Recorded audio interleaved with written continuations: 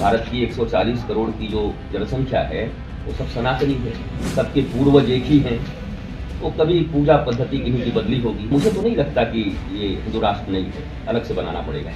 Macaulay की शिक्षा प्राप्त करके और भावना भी किसी को विपरीत मिल गई देश तोड़ने वाली, तो उस प्रकार की बातें करते हैं। लव जिहाद के विरुद्ध कठोर कानून बनने चाहिए और कठोर कार्रवाई होनी चाहिए। राष्ट्र सेवा के मार्ग में आए हुए किसी भी गलत बात को स्वीकार कर लेने में फांसी के फंदे पे भी चढ़ जाना हो तो क्या हम भगत सिंह जी को याद नहीं करेंगे? तो 23 साल में हम तो 52 साल के हो गए, कल भी चढ़ना पड़े तो तैयार हैं, चढ़ा दीजिए।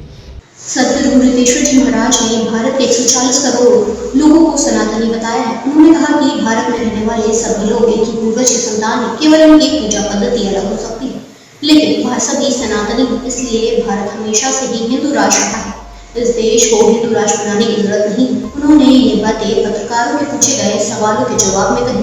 साथ ही उन्होंने कहा कि भारत में रहने वाले हर शख्स को संविधान के हिसाब से रहना चाहिए, चाहे वो बाबा ही क्यों न हो।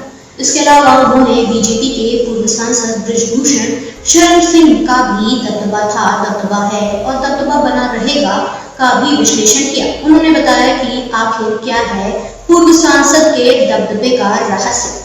दरअसल सदगुरु रितेश्वर जी महाराज लखनऊ पहुंचे थे। इस दौरान उन्होंने शनिवार को लखनऊ विश्वविद्यालय स्थित उमा हरिकृष्ण अवस्थी सभागार में पत्रकारों से बात की और राष्ट्र कथा के महत्व को भी बताया कि ये क्यों जरूरी है। इस अवसर पर उनके साथ विधायक प्रतीक भूषण सिंह और विधायक डॉक्टर नीरज बोरा समेत कई लोग मौजूद थे। हमारे ऋषि मुनियों ने, महर्षियों ने इसको तो घोषित ही किया हुआ है, हिंदू राष्ट्र ही है। भारत की 140 करोड़ की जो जनसंख्या है वो सब सनातनी है, सनातन संस्कार से पल्लवित, पुष्पित, सुशोभित हैं, सबके पूर्वज एक ही हैं। तो कभी पूजा पद्धति किन्हीं की बदली होगी, तो मुझे तो नहीं लगता कि ये हिंदू राष्ट्र नहीं है, अलग से बनाना पड़ेगा। मूल में क्या है? मैकोले की शिक्षा पद्धति। मैकोले ने ये कहा, और मैकोले के जो गुरु रहे विलियम एडम्स, उन दोनों ने मिलकर ये प्रोग्राम बनाया था कि भारत को सैकड़ों साल तक मानसिक गुलामी के तहत हमें रखना है। तो जो आपको पढ़ाया गया है बचपन से आप वो करेंगे, परंतु जिनको कुछ संस्कार माता पिता और कुछ अच्छे संस्थाओं से मिल गए, जैसे मैं नाम ही ले लूंगा, राष्ट्रीय स्वयंसेवक संघ, जिन्होंने शाखाएं कर ली, जो माँ भारती के प्रति समर्पित हो गए, जहां केवल राष्ट्रवाद की भावना, देश की भावना और लोगों में एकता कैसे हो वो भावना उनमें भर दी गई, तो अच्छी बातें करने लगे क्योंकि संस्कार उनमें आ गया। परंतु मैकोले की शिक्षा प्राप्त करके और भावना भी किसी को विपरीत मिल गई देश तोड़ने वाली, तो उस प्रकार की बातें करते हैं। यहाँ दो चीजें हैं, एक तो कानून उनसे सख्ती से निपट रहा है, दूसरा उनकी मानसिकता को परिवर्तित करने के लिए अपने देश के प्रति उनके भीतर भी गौरव का बोध हो। जहां से वो भटके हैं, जहां जाके अटके हैं और लटके हुए हैं, उनको कैसे वापस लाया जाए, इसकी भी कार्यक्रम हम चला रहे हैं। शुद्ध पर ही बैठिए, राष्ट्रवाद पर बैठिए, सनातन पर बैठिए, और हिंदुत्व जीवन जीने की पद्धति है और हिंदुत्व ही वास्तव में मानवीय धर्म है। वसुधैव कुटुंबकम सर्वे भवन्तु सुखिनः।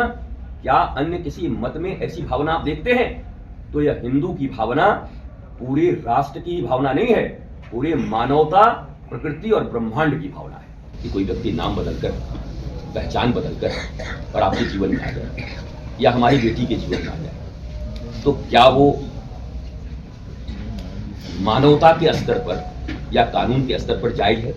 नहीं है ना। ये काम कोई भी करे जो अपना पहचान छुपाए, अपनी संस्कृति छुपाए और एक फ्रॉड, फेक इमेजिनेशन दे करके किसी के हृदय में स्थान बनाए और बाद में उसे ठग कर उसे समाप्त कर दे, तो इससे बड़ा अपराध और क्या हो सकता है? इसको हमने ऐसे लिया है कि लव जिहाद बोलते ही कोई एक वर्ग भड़क जाए। क्यों भड़केगा भाई?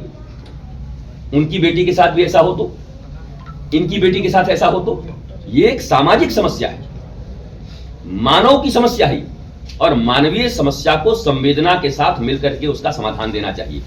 तो लव जिहाद के विरुद्ध कठोर कानून बनने चाहिए और कठोर कार्रवाई होनी चाहिए। जितना दिखाया जा रहा है उतना नहीं होता है, बट वही कन्वर्जन तो आंतरिक होना चाहिए ना।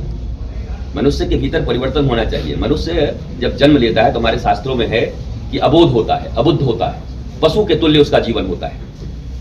हम संस्कारों के द्वारा मनुष्य बनते हैं। अंग्रेजों ने भी बढ़िया शब्द निकाला, ह्यूमन बीइंग।